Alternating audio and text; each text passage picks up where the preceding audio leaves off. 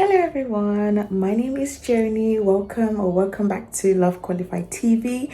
This is a channel that is dedicated to encouraging others to experience the sovereign love of the one true God who has qualified us to be his beloved ones. I am a Christian romance author and I have published 5 Christian romance novels and 2 devotionals by God's grace. I am currently working on my next novel, which is a Christian coming-of-age literary fiction novel set in my home country, Cameroon.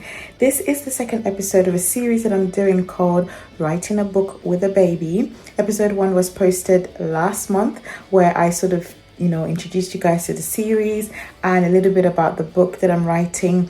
Today's episode 2, I am going to be talking a little bit more about the genre of literary fiction or Christian literary fiction, just for us to discuss a bit more about what this genre actually is. Because when I wrote the first draft of this novel back in 2020, I didn't actually know that this genre was called literary fiction, that what I was writing was Christian literary fiction. But I have done a lot of research just to understand a bit more about the genre that I'm writing. And I want to share all that I've learned with you guys, including some examples of the kind of books that are in this genre, and I'm excited for this. Baby boy is still napping at the moment. His wake window usually is around from midday or 1 p.m. onwards. He's been waking up to eat and then he'll go back to sleep. So whilst he's sleeping, I'm going to try and see if I can squeeze in some editing. So I'm working on draft 2, by the way. And in the last vlog, I told you guys I had gotten up to chapter 5. Well, I'm happy to announce that yesterday I edited 2 chapters, so I've edited the first 15 chapters, so 15 out of 55, which is amazing. I'm so proud of myself. So today I'm going to be starting on chapter 16. So yeah, let's go and do some editing. I am currently in the second act of this novel, and I am so excited because we have introduced the love interest. The love interest name is Emeka. He's not a main character, he's a side character, because this book only has one POV, which is from the female main character's point of view, Priscilla. But Emeka is the love interest, and he has entered the chat. And I just love writing young love, just the innocence of it all. Like I said, this is a coming-of-age Christian literary fiction. So Priscilla is just experiencing everything, from grief to, family drama, to experiencing, navigating relationships and peer pressure, and just lots and lots and lots of things that she goes through in this book. But I just love the subplot, which is the love story, this Cameroonian Nigerian love story. And yeah, I've just enjoyed writing this part of the book. And you guys know I am a romance author by heart. And so if you take out the romance part of this book, there still will be a story, but I just can't write a book without a love story. So yeah, I'm excited for you guys to read this part of the book and just to see what you think of it.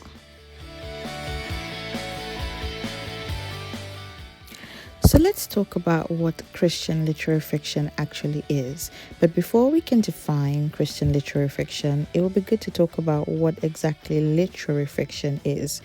So literary fiction, as opposed to genre fiction, which is what I normally write, I write Christian romance novels, which is a part of genre fiction.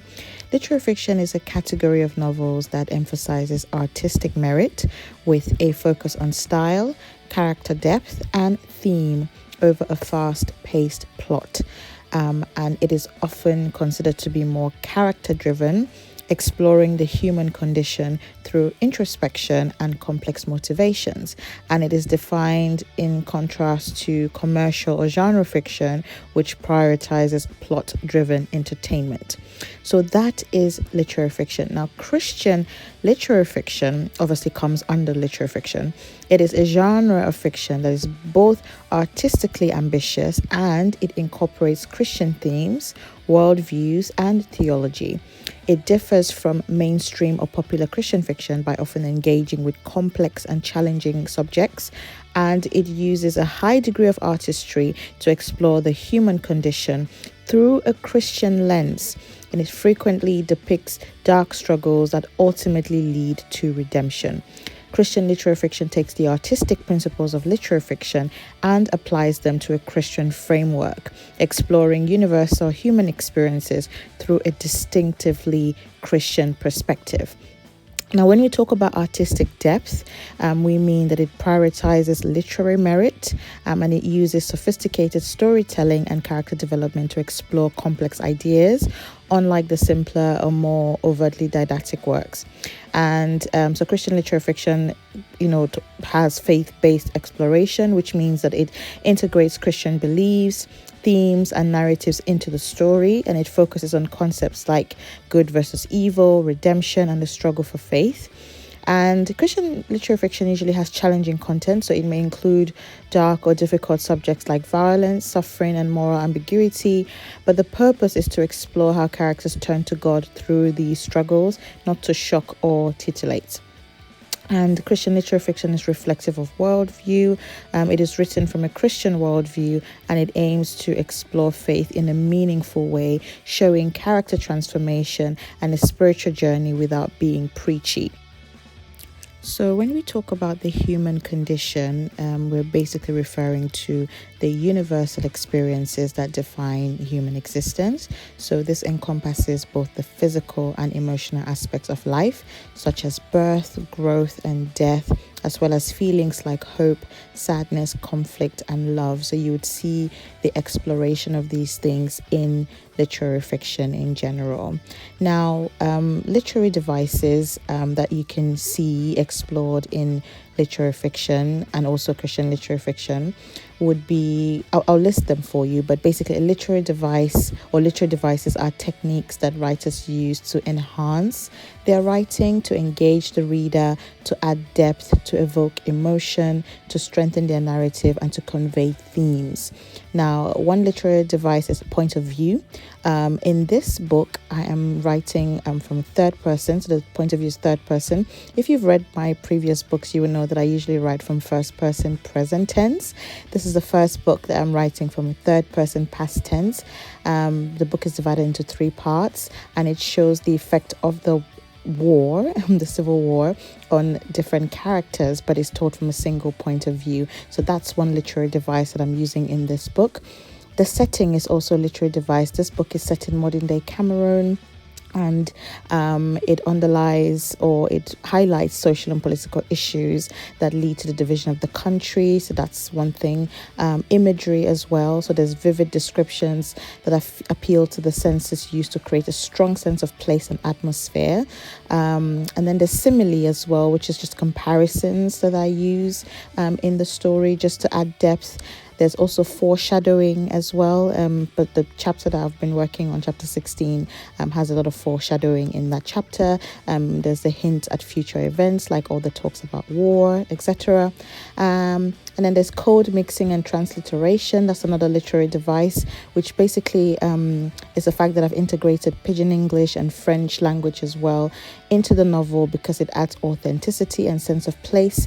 Cameroon is a bilingual country, so the 2 official languages of the country are French and English. So incorporating those languages into the book, it adds authenticity to the story because that's how the natives would speak on a day-to-day basis.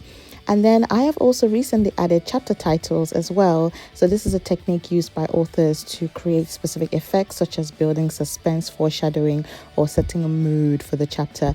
And I've really, really enjoyed playing around with the chapter titles. I cannot wait for you guys to read this book. It's so exciting. So package just came for baby boy, and it is this jumper that says my first Christmas. I don't know if you can see it. It's so cute, and I can't wait to wear it for him on Christmas. Yeah, Papa.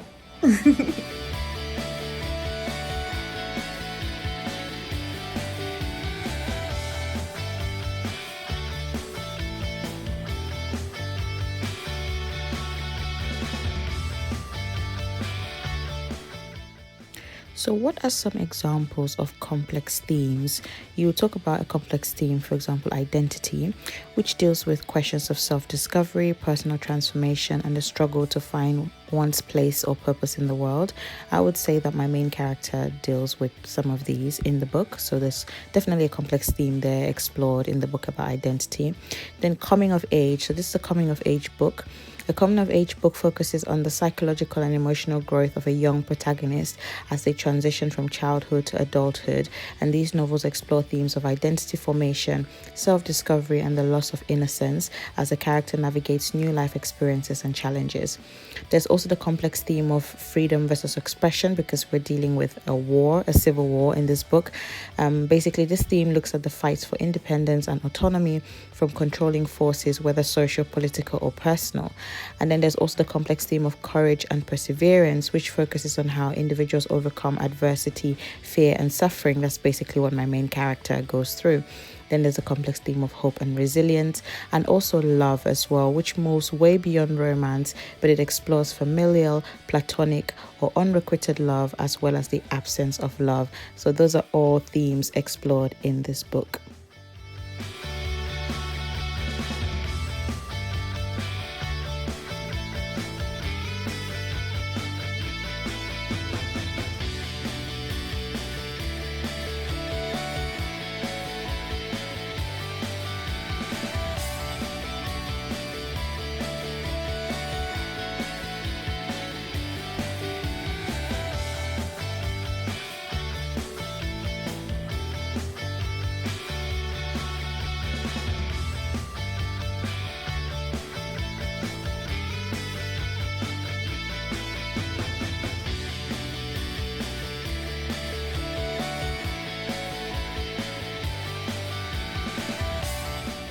Good morning, everyone. It is Saturday, the last day for this vlog. I'm about to have a meeting with one of the team members for the foundation that I'm hoping to launch next year, the Love Qualified Foundation. And we're gonna have the meeting in 3 minutes. So after the meeting, I'm gonna come back and give you guys some examples of Christian literary fiction novels that I've come across, and also some literary fiction novels I have read and ones that I want to read. And then I'll just tell you guys where I am writing-wise. I'm just going to wrap everything up. So see you guys later. Okay, everyone. So baby boy is having a nap, and I just finished my meeting with the team member for the non-profit organization that I would hopefully be launching next year. It's called Love Qualified Foundation. I have spoken about that foundation on this channel before. I think last year I put out a call for potential sort of like volunteers, but in a nutshell, the Love Qualified Foundation is going to be a Christian mental wellness charity, and the mission would be to encourage healing of the mind and to spread the love of Jesus in Cameroon. And the vision is basically to raise awareness about mental wellness and mental well-being in Cameroon, encourage healing of the mind through Christian-based counseling and therapy, and also empowering Cameroonians to live a purpose-driven life. So basically giving them the tools that they need, tools and resources that they need to live a purpose-driven life. We're gonna have sort of awareness campaigns, education. We're gonna have mentorship programs where we sort of provide counseling and psychotherapy and things to young people, but also giving them the tools that they need to launch into their academics or entrepreneurship journeys, or to scale, whether it's their businesses, to climb the ladder in their jobs and things like that. And yeah, so empowering them to be mentally strong, but then also to contribute to the society, and making sure that they know that through Jesus, healing of the mind is possible, and they can overcome, all these mental barriers and the mental challenges, and live a purpose-driven life, basically. So the reason I'm talking about this charity is because I want to launch it at the same time as this book. So launch day of this book in next year is going to be the same time that I launch the charity. It's a charity that's going to be based in Cameroon, so it's going to be registered both in Cameroon and here in the UK. And this book is going to be very connected to this charity, so you will hear me talk about this foundation more and more as the release date for this book draws closer. But anyway, yeah, so I had that session with the lady earlier this morning, and now I just wanted to talk to you guys about some examples of Christian literary fiction. By the way, I have finished editing chapter 17. I finished editing chapter 17 of the book this morning, so we edited chapter 17 out of 55. I'm currently at the point in the book where the relationship between the love story is developing, which is all fine and good, but then we've also started getting hints of the civil war. There's things happening in the background. The main character is starting to see that, oh, actually this is something serious, that could potentially become quite violent and become a war, and she's becoming scared, and things like that. So the parts of the civil war is playing into it, so things will continue to build up from here until it all explodes later, where it becomes more and more violent. But just talking about how she navigates through all of that and how God sort of helps her through that situation. So I'm excited to continue. Today is still 2 p.m. today, so I'll see if I can work on chapter 18 today, or at least finish chapter 18 this weekend. I wanted to get to chapter 20, but that's okay. Progress is progress, and that's all that's important. If I can finish chapter 18 this weekend, that would be even better, but I will try and see if I can do 18 and 19. So some examples of Christian literary fiction are C.S. Lewis' The Chronicles of Narnia. Apparently it's rich with Christian themes, even though he resisted being labeled a Christian writer. Then also The Lord of the Rings. So J.R.R. Tolkien's Lord of the Rings is cited as an example of a story with deep Christian underpinnings, such as themes of good versus evil, selflessness and sacrifice, that doesn't rely on explicit Christian allegory. I haven't read any of these, but if you have, then let me know what you've thought of those. There's 2 books also that are Christian literary fiction that are on my TBR and I haven't read. One of them is called Peace Like a River by Leif Enger, and the other one is called Ordinary Grace by Kent Kruger. I think I'll put the covers here so you can see. Then there's 2 others that are African literature that I don't know if I would say they're Christian literary fiction, but they do talk about faith and about religion and about the Christian faith. I haven't read the book, so I don't know if I'll put them in that category. One of them is called Welcome to Lagos by Chibondo Uzo. I have not read that book yet, but it's on my TBR, so it's one of the books I'm going to read. And then the other one is Purple Hibiscus by Chimamanda Ngozi Adichie. Again, apparently it talks a lot about religion, the Christian religion, but I don't know if I'll class it as Christian fiction. One of the articles I read online actually put this book as Christian literary fiction, so it's also on my TBR, and when I read it I'll let you guys know. And then some other literary fiction novels that I have read. At the time I was reading them, I didn't know they were literary fiction, but I've read some of them. Half of a Yellow Sun by Chimamanda Ngozi Adichie and 1,000 Splendid Suns by Khalid Hosseini. These are 2 books that I kind of bring up when I'm talking about the book that I'm writing, because they are also set in a background of war. I loved 1,000 Splendid Suns. I will go back and read Half of a Yellow Sun, and I'll give a review. I don't think I've officially given a review of it yet, so I'll review these books on these vlogs. If you guys are interested, I'll be more than happy to do that in these vlogs. So I'll review Half of a Yellow Sun. I have read it before, but I'll read it again just to give my honest thoughts.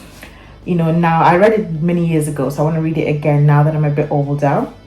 I have read 1,000 Splendid Suns, so I will give a review because I actually wrote down my review. So even though these are not Christian books, there are things, I think there are lessons that God taught me through the characters in the book, so I'll make sure to share that with you guys.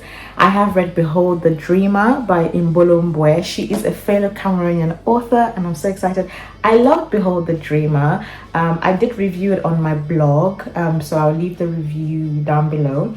So I read it a few years ago, so that was another good book. I've read The Accidental Wife by Abimbola Dare. Now, Abimbola Dare she's the one who wrote The Girl with the Louding Voice, which is another literary fiction novel. Abi Dare is the name that she uses now, but she used to publish before as Abimbola Dare. And The Accidental Wife was a beautiful book that she wrote. I really love that book. I don't know what to talk about it because I think she's unpublished it, so you can't purchase it anymore. But I really, really loved The Accidental Wife. The character, the antagonist in that book is the best antagonist I've ever read in any book. It's a dual timeline book. It's filled with so many twists and turns. I enjoyed it so much.